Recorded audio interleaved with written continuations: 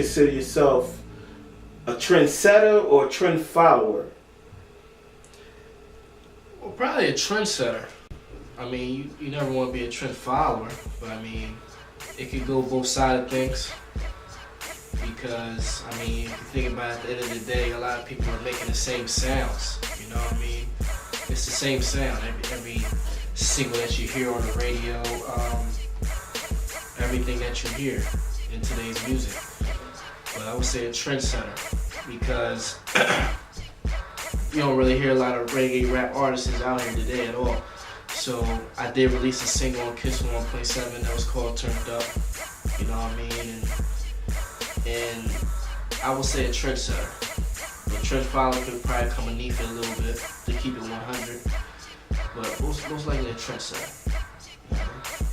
Okay, so now as far as your music goes, your topics, like you know, I see a lot of rappers out here, you know, they portray the, you know, the thug role, or the, you know, they rapping about, you know, just clothes and materialistic things, you know, like what type of topics that you speak in your music, and what type of audience you're targeting with your music?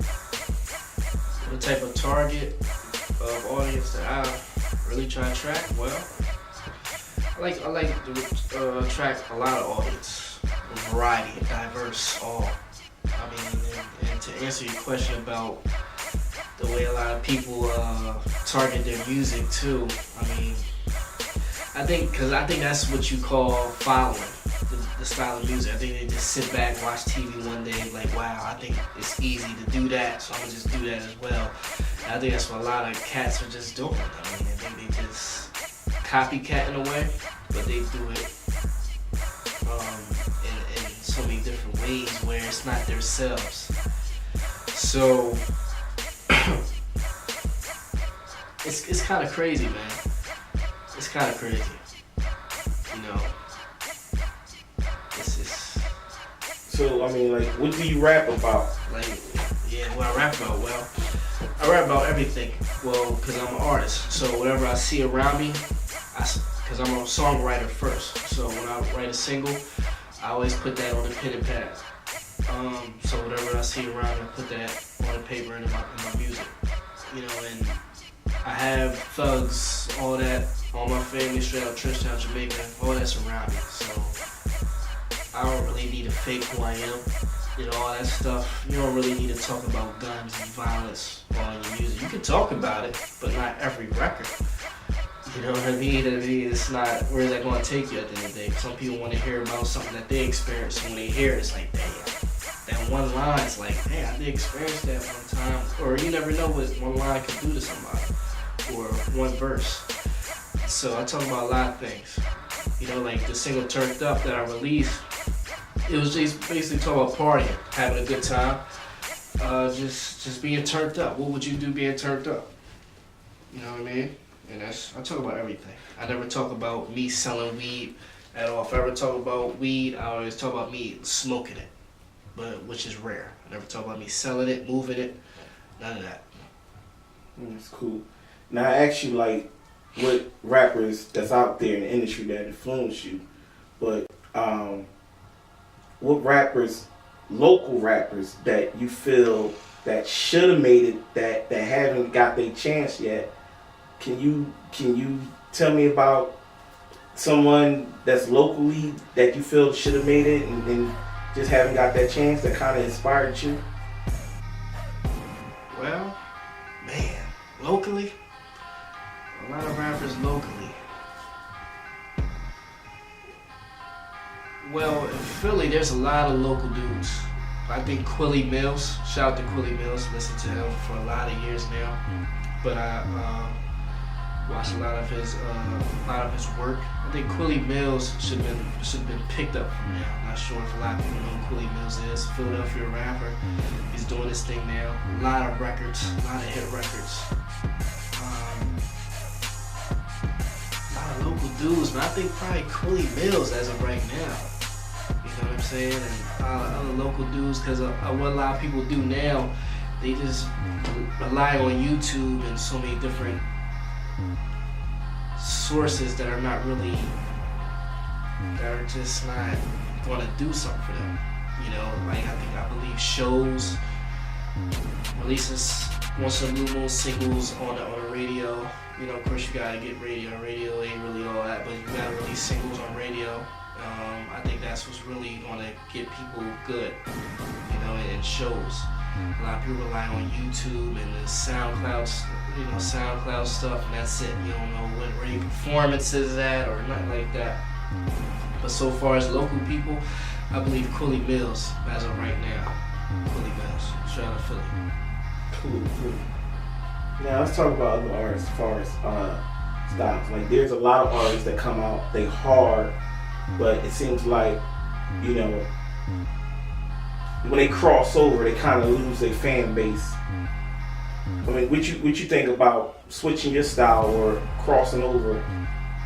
Like, if you felt like you wasn't really getting that much of a following, would you consider changing your style, or would you stick to your guns and just put out the music that you've been making? Well, sticking to the style, I would have to say.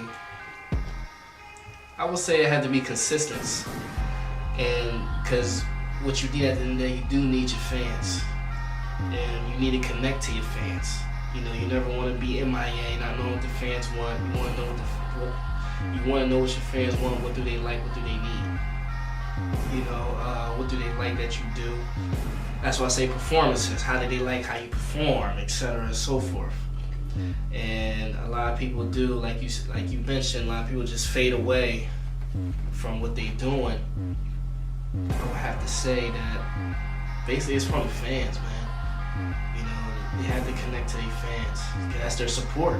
Like, how else do they get how else do their merchandise sell, etc., and so forth? How else do these things move for the artists? It's from the fans. So they have to connect with their fans. And the music always speaks for itself. For number one, the music, they have to lay the music down and connect to their fans. That's my opinion. Cool. Now, earlier you told me about the rappers that influence you. Yeah. Tell me about rappers that's in the game right now that you don't like and why. That's tough. Rappers that I don't like.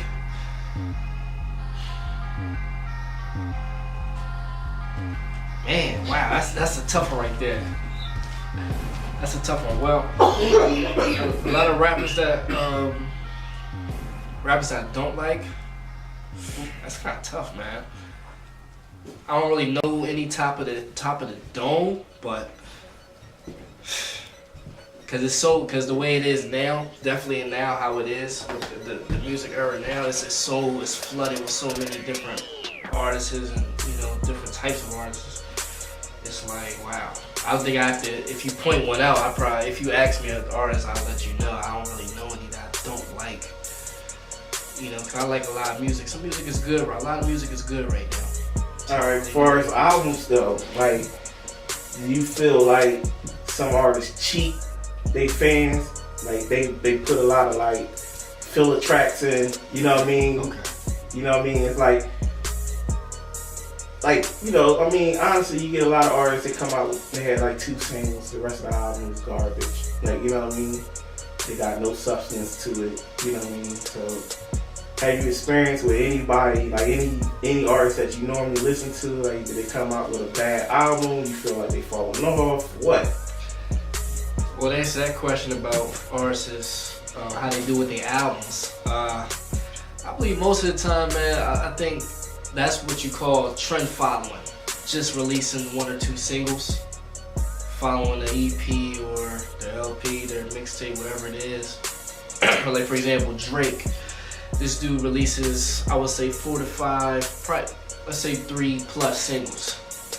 Then there's an album. I think that's acceptable right there. Because you don't want to release one unless it's real, unless that thing hits hard, but it's all like how the album's gonna sound at the end of the day. You know what I mean? And there's a lot of people out here that you have to pay attention to who don't release 1 or 2 singles. because you don't want to rely on one. You want to have more guns in the tuck when you pull them out. Like I said, music always speaks for itself. So, but for the people who cheat the fans for the music on the albums, man, there's a lot of albums out here who dropped recently. Their sales dropped. I pay attention to the Billboard and everything, and their sales dropped, man. You know, either due to promotion as well, and the album is just not good. And I think that has a lot to do with the artists. So does the marketing team. But I think more of the artists, because the artist is in charge of their product, their everything. And I think they probably do cheat.